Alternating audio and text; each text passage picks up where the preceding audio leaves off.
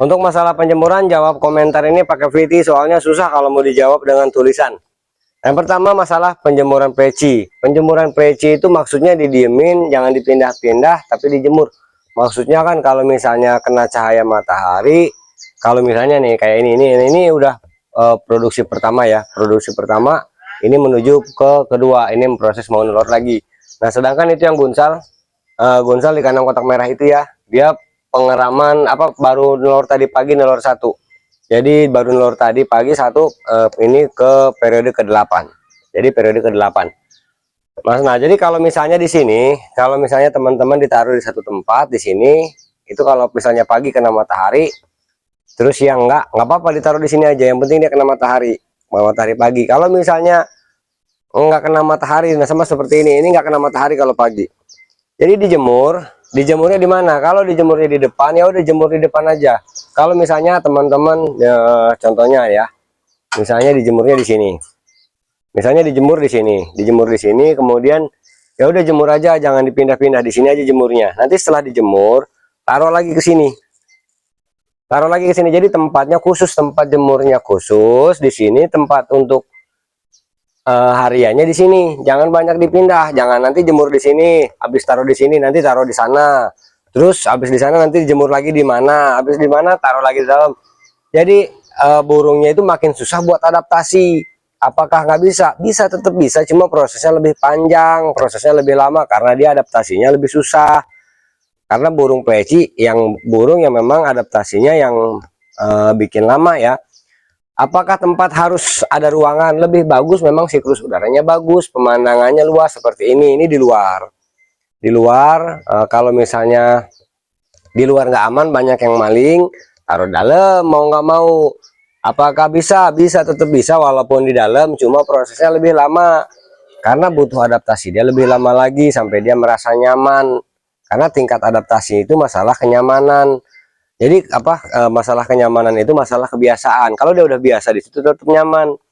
Nah, terus untuk masalah pakan itu bebas. Kalau mau pakan peci bebas kalau buat anak peci. Karena pada umumnya yang lebih diutamakan itu buah, terus juga buahnya buah pepaya, buah pisang kepok. Itu kalau misalnya yang matang ya, pisang kepok, terus sama kroto atau ulet Hongkong. Jadi banyakin ulet Hongkong sama kroto. Jadi kalau mau ternak banyakin itu. Jadi walaupun pur yang murah leopard ataupun juga pur-pur yang murah klasik yang lain-lain tetap bisa.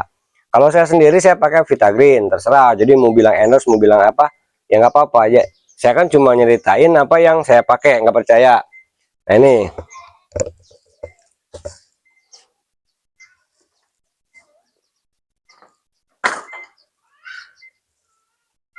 telurnya satu. Tuh, telurnya satu. Ini purnya. Tuh, udah mau habis purnya gitu. Purnya udah mau habis, purnya Vitagreen, pur hijau. Nah ini terus ditaruh, jangan banyak diganggu. Jangan banyak diganggu? Kalau misalnya udah dikasih makan ya tetap diambil. Kalau diambil, nah nggak apa-apa kalau dikasih makan diambil ditaruh ke bawah. Sebetulnya nggak apa-apa, tapi kalau saya sendiri nggak pernah ditaruh di tanah sih kalau untuk burung peci yang ini. Ditaruh di tembok atau di mana, yang jelas kita bisa ngasih makan. Makanya saya bilang burung pecinya harus udah nyaman ketika kita ganti makan, dia udah nggak gerabakan, tanahnya udah nyaman. Nah terus buah rutin kalau pakannya pakai nutri bisa. Yang jelas tetap mau pakai pur apapun juga lebih bagus lagi pakai buah, tetap pakai kroto pakai kroto atau UHA tetap. Kalau misalnya nggak dikasih ya nggak apa-apa, karena pada dasarnya juga dia bakalan tetap bisa memproduksi. Mungkin cuma perbedaannya di masalah lancar atau nggak lancar. Dia lebih nggak lancar produksinya yang kurang lancar, kebanyakan kosong karena dia asupan gizinya yang kurang. Jadi kalau mau ya pakai pur yang kualitasnya bagus. Jadi kalau udah kualitasnya bagus tanpa buah pun nggak apa-apa. Nah, apakah sama? Tetap kalau pakai buah lagi tetap beda. Yang namanya pakai buah itu ada namanya instingnya lebih, naluri alamnya lebih kuat. Nah, kemudian kalau misalnya udah kasih sarang, kapan waktu yang tepat untuk kasih sarang?